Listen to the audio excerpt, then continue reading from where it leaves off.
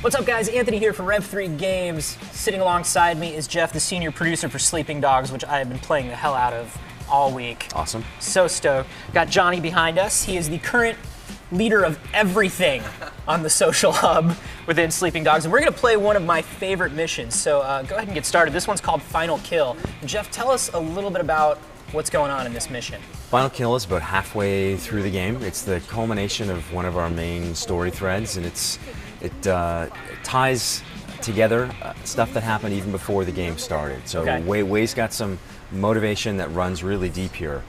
So what you're seeing, Mrs. Chu, who's the matriarch of this crime family that Wei starts the game. She's a mean one too. Undercover with, yeah. She's kind of like the Tony Soprano of Sleeping Dogs. Yeah, for sure. Looks a bit like Tony too. Yeah. So yeah, she's instructing Wei to go find somebody, bring him back to her. You get the impression that that's maybe not going to end well for that guy. Yeah. Also, health codes in Hong Kong for the kitchen. I don't know what they're going to say about that butcher block. If there was a health inspection, maybe she wouldn't let the inspectors leave. I'm not I feel so like the last thing the triads are worried about is a health inspector coming through. They have bigger problems. So we're stealing a car, and you can see that we lost some police score there. Yes. Because Wei is playing both sides at all times. Exactly. So you saw Johnny, as you said, hijack the car there. He lost some of his cop score. So you're going to finish a main mission, you're going to have a triad score, cop score. The more cars you hijack, cops you hurt, innocents you hurt, damage you cause, your cop score is going to go down. That's going to reduce your opportunity to upgrade your cop skills. Driving, shooting and driving together. But there's other cop missions, dedicated cop missions around the map that you can do to get that cop score back up again. And for triad missions, the possible total police XP that you can get is pretty low anyway, right? It is pretty low. So we bias that towards some of the drug busts, which Wei does as a cop, and some of our investigative cases that he does as a cop. So you can see here it's raining. We've got a full time of day cycle. Yeah. Oh, it's absolutely beautiful. Weather. The city just looks amazing. Thank you.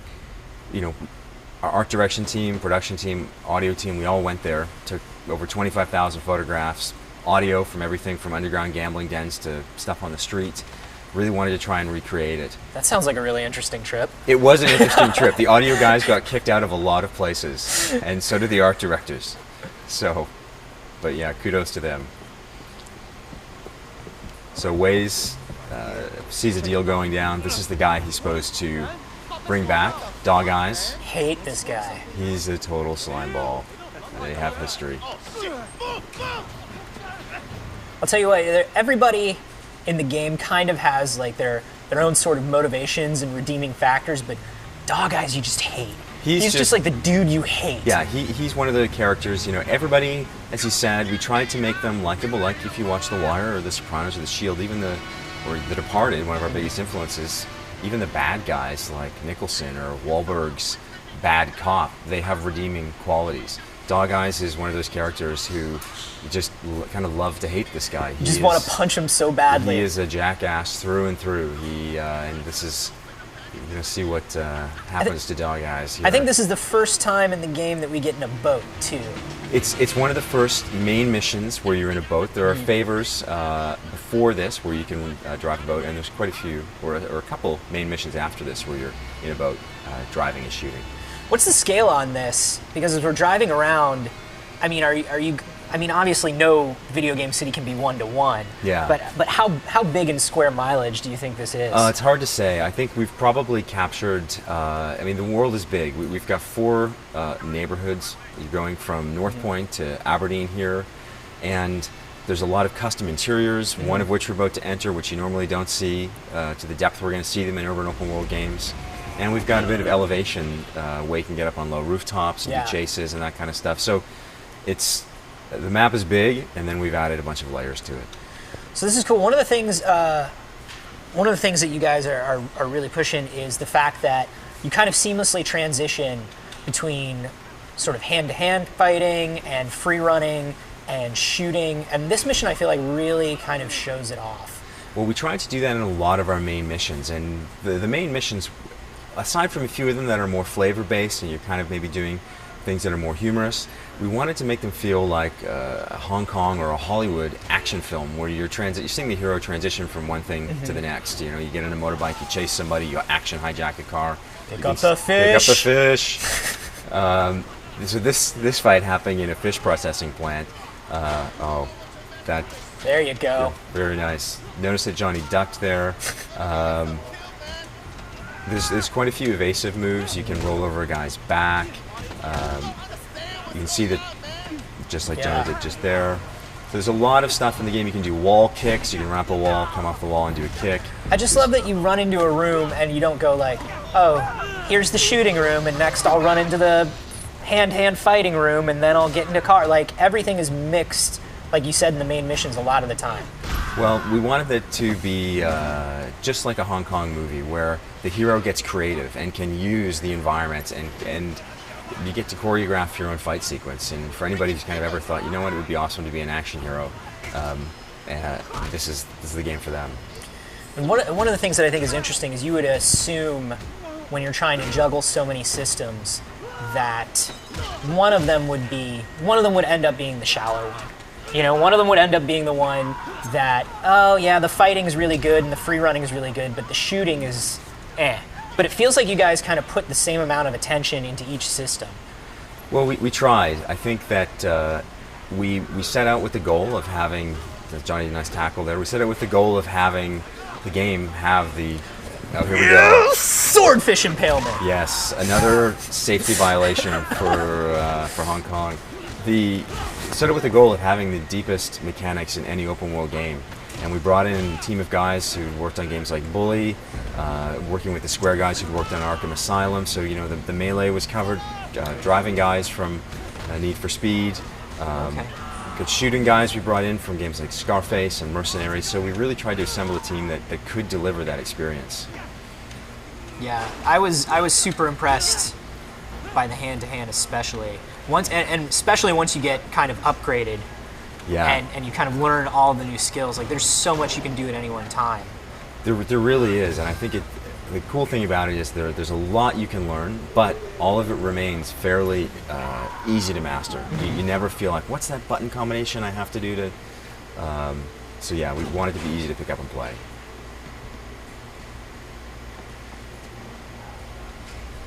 So we did a short cutscene here. It's you see this quite often in Hong Kong cinema, where they end up fighting at some kind of fish processing plant or fish market. So this is that scene in Sleeping Dogs. There's it's just such a huge love letter to all that kind of cinema too. Like, there's a part where you do wind up fighting in a classic like Shaolin battle. Yes, and there's just so much of that stuff in there, and I love that you guys threw all those little nods and winks in there. Well, I think the cool thing about Hong Kong cinema is that even at its most violent, Jackie Chan, Jet Li, Donnie Yen, they don't take themselves too seriously, right? Which is, I think, what makes it fun to watch, is that there's a little element of superhero in all of these guys, and in terms of the damage they can take, how many guys they can take on. And where you fight the monks in the temple is a pretty good example of that. Wei infiltrates the temple as a monk and then fights the monks. And those guys, through development, we actually had those guys tuned up, so they were probably the hardest guys in the game. They were rough. We had a lot of people come back and say, I just can't get past those guys. So we did tune it down, but maybe in DLC you'll see those guys get brought back. So here we've got a couple different thug types. We do, yeah. You can see he's being held by a grappler. Quick Striker is working him over there. The other thug type in this area are the brawlers. Those are our three main types. And then we have the mini-bosses, like Dog Eyes, who's got the knife. Now, the skills of each of these guys are a bit different. The damage they deal is different, and there's a different way to defeat each one. However, if you manage to use a combat prop against any of them, that's a good way to thin them out quickly. What I like is when you're kind of balancing these whole crowds of thugs. Like, you really do have to kind of like keep on your toes, because you have to know, like, I can't grab a brawler right now, or a grappler right now. Exactly. Because if I do, I'm going to go down. You can see exactly, Johnny just did that. If you try and grab one of these guys and their health isn't really low, they're going to work you over. Same with anybody like Dog Eyes who's holding a cleaver. If you try to grapple somebody who's holding a cleaver, they just kind of shrug you off. Yeah, and we really made an effort to tutorialize that early on and try and make it clear for people so that they're not playing the game wondering, why can't I beat this guy? But at the same time, you know, there's only the 3 main types plus the mini bosses, so it's not overly complex. It's not you know, a hardcore game where you're really stuck for hours trying to figure out how to get past a particular level or boss. Yeah. You notice when they turn red there, that's when you have your chance to counter. Yeah. Notice that Johnny's hurting a bit here. What's going on, Johnny? What's up with those leaderboards? We don't have my upgrade. Oh!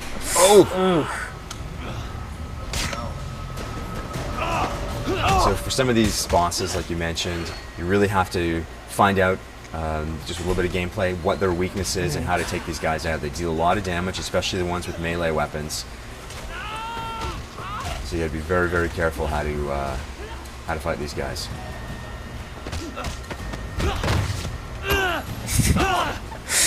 Oh, Wave's putting a few shots in for good measure. They have history. I'm not normally like a kick them when they're down guy, but sometimes after you fight like a whole pile of dudes, it's just real nice to go over there and do it. It's cathartic. A few final stomps or kicks. You know, especially when you're fighting 25 guys, you get worked up, you know. So you see here, Johnny just put Dog Eyes in a trunk. One of his buddies is showing up. They're going to head back to North Point. You can do that with any ambient pedestrian. You can put them in a trunk. We've also got the cars function as combat props, so you can actually jam an NPC's head in a car door in the middle of a fight. There's all sorts of different things in the world, whether it's phone booths, whether it's cars, dumpsters, windows that you can put people through. That just makes actual fights on the street that aren't in these sort of bespoke interiors more fun to play. Yeah, it's fun. It's fun to get creative in those street fights with the cars too, especially since you guys have like the action hijack system.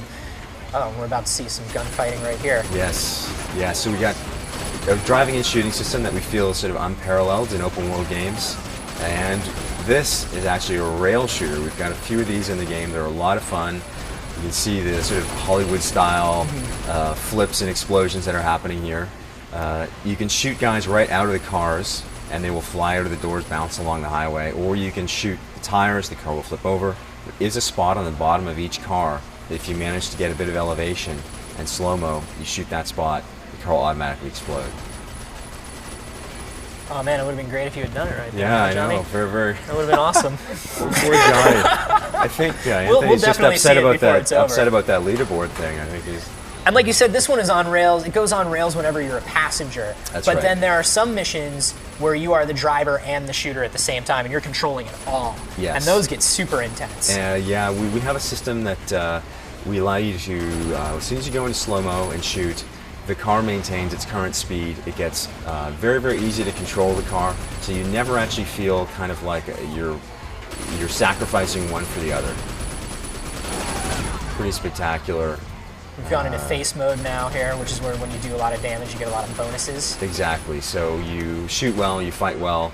You do go, as you said, into face mode, or the combat face meter, face sort of meaning respect, and that will increase Wei's health, reduce the damage he takes, and give you some slow-mo bonuses. So we're almost back at Mrs. Chu's here. She is about to exact her, well, we have to have a little conversation with Dog Eyes. Yeah. So we're going to leave it there because we don't want to give away too much of what happens, but it all works out okay. Yeah. Everyone's all right in the end. Hug it out. It's all good. Yeah, sure. Well, thank you so much for showing off this mission. Thank you very much. Max already spoke to you a little bit more about the game as well. Yes. You guys want a little more in-depth. You can catch that on the D-Toyd channel on Monday. And then on Tuesday, we got 2 Sleeping Dogs reviews for you. All of the Sleeping Dogs, all of the reviews. One on the D-Toyd channel with Max, and one right here on Rev 3 Games with me. So be sure that you are subscribed to both.